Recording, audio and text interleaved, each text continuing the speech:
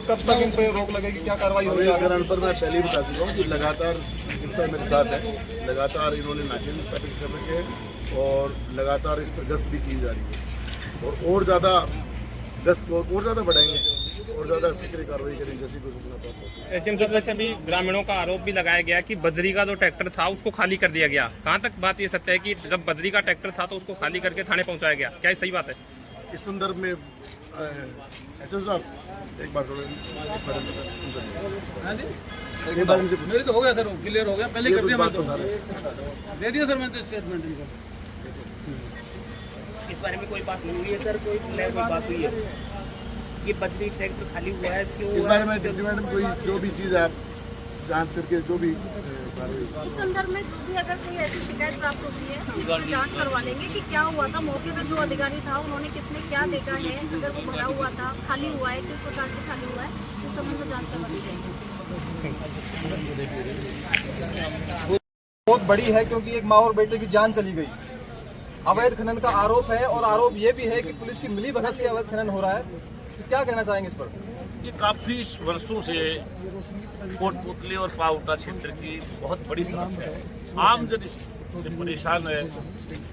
प्रशासन क्या करता है मैं नहीं कह सकता। लगातार प्रशासन ये दावा करता है कि अवैध खनन रोक दिया, इसके लिए अलग से फोर्स लगा दी, लेकिन कोई डाक की तीन बात कोई भी फर्क नहीं पड़ा।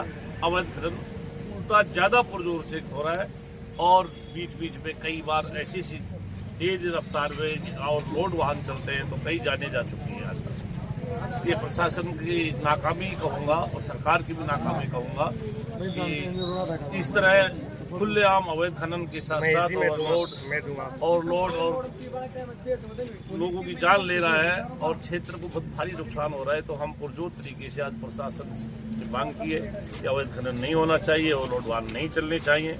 और ये जो पुलिस पर आरोप लगा रहा है कि पुलिस प्रशासन से मिलीभगत करके अवैध खनन हो रहा है, इसके लिए भी यदि हमको कहीं नजर आएगा तो शासन और प्रशासन के खिलाफ बड़े स्तर पर धरना प्रदर्शन करके आंदोलन करेंगे।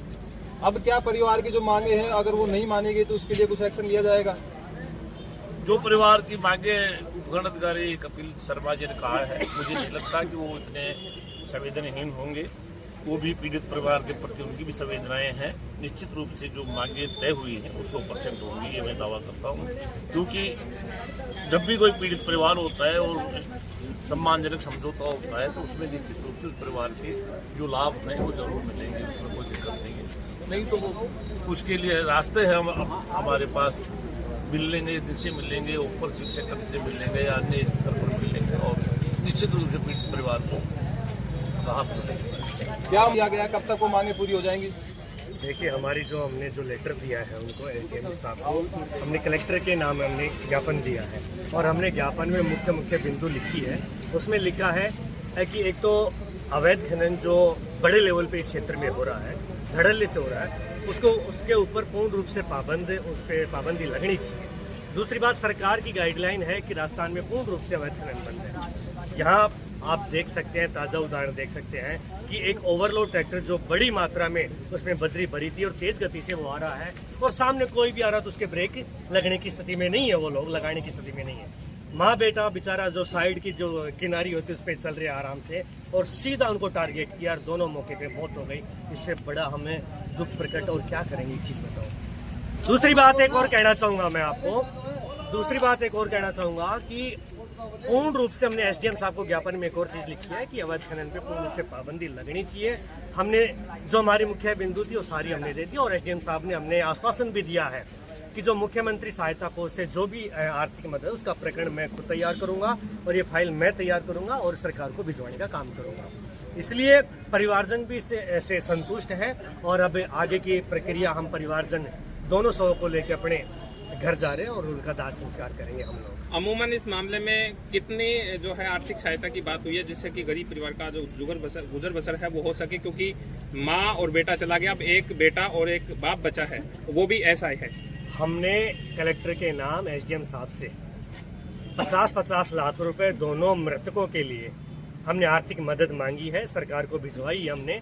अब देखते हैं, हम पूरा प्रयास करेंगे प्रशासन से और सरकार से इसमें ज़्यादा से ज़्यादा आर्थिक मदद पीड़ित परिवार को, मृतक परिवार को दिलाने का हम काम करेंगे। पुलिस की मिली भगत के आपने अब आरोप लगाए हैं कि पुलिस की सह पर ये अवैध खनन का काम चल रहा है। बिल्कुल, मैं तो 6 घंटे से चिल्ला चिल्ला के कह रहा हूँ, बिना पुलिस और प्रशासन के बिना कैसे ये अवैध कारोबार बजरी का हो रहा है। दिन दड़ले दिन के 11 बजे जो ट्रैक्टर भारी मात्रा में बजरी ले जा रहे हैं, ये तो खुलेआम हो रही है। पुलिस लाइन से 10 लोगों का जाब्ता, पुलिस का वहाँ पे 112 नंबर की गाड़ी मौके पे नाके पे रहती है, उनकी नाक के नीचे से बजरी वो लोग ले जा रहे हैं, तो सीधा सा उनके ऊपर सवाल निशान लाजमी है उनके ऊपर लगना। और मैं तो आगे भी सवाल क्या, हम तो इनकी वर्दी भी फाड़ेंगे अगर इस तरीके से बाज नहीं आए या प्रशासन, तो इनकी वर्दी भी उतराएंगे, इनके खिलाफ मोर्चा खोलेंगे, सड़कों पे उतरेंगे हम लोग। हमारे साथ में हमारे शीर्ष नेता और हमारे साथ में हम सब मिलकर बड़ा प्रदर्शन और आंदोलन करने का हम काम करें।